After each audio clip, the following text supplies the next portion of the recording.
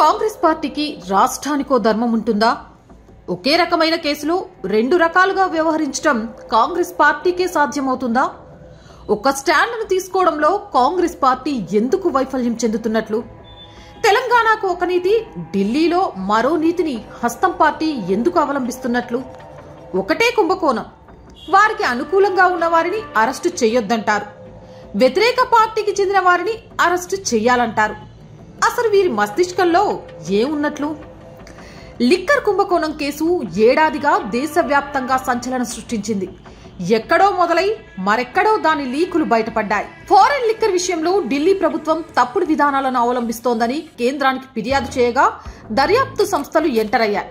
తీగలాగితే డొంక బయటపడ్డట్టు ఉత్తర భారత్లో ప్రారంభమైన లిక్కర్ కుంభకోణం కాస్త దక్షిణ తెలంగాణకు వ్యాపించింది.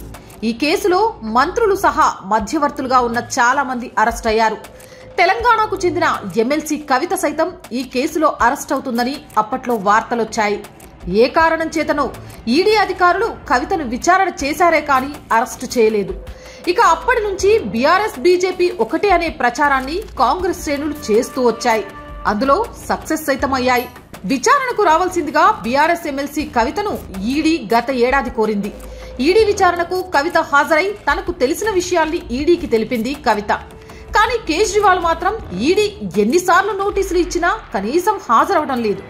ఈడీ విచారణకు కేజ్రీవాల్ ఎందుకు పోవడం లేదని ప్రశ్నించాల్సింది పోయి కవితను ఎందుకు అరెస్టు చేయడం లేదని అడుగుతోంది కాంగ్రెస్ పార్టీ. కానీ కాంగ్రెస్ పార్టీ ఇక్కడ విషయాన్ని మర్చిపోయింది. లిక్కర్ కేసులో కవితను ఎందుకు అరెస్టు చేయడం లేదని అడుగుతున్న కాంగ్రెస్ పార్టీ అదే కేజ్రీవాల్ విషయంలో మరో రకంగా స్పందిస్తోంది. కేజ్రీవాల్ కావాలనే కేంద్రంలోని బీజేపీ ప్రభుత్వం ఇబ్బందులకు గురి చేస్తోందని ఆరోపిస్తోంది. మరి ఈ ద్వంద్వ వైఖరిని కాంగ్రెస్ పార్టీ ఎందుకు అవలంబిస్తున్నట్లు? కేజ్రీవాల్ ని నోటీసుల పేరుతో ఈడీ ఇబ్బంది పెడుతోందని కాంగ్రెస్ ఆరోపిస్తోంది. అంతటితో ఊరుకోకుండా కేజ్రీవాల్ కు మద్దతుగా నిలిచింది హస్తం పార్టీ. మరి ఈ రెండు నాలికల ధోరణికి కారణం ఏమిటో కాంగ్రెస్ పార్టీ శ్రేణులు చెప్పాల్సిన అవసరం ఉంది. లిక్కర్ కుంభకోణం జరిగిందని కాంగ్రెస్ విశ్వసిస్తున్నట్లా లేదా? మద్యం కుంభకోణం జరిగిందని కాంగ్రెస్ భావిస్తే కవిత విషయంలో స్పందించిన మాదిరే కేజ్రీవాల్ విషయంలోనూ స్పందించాలి.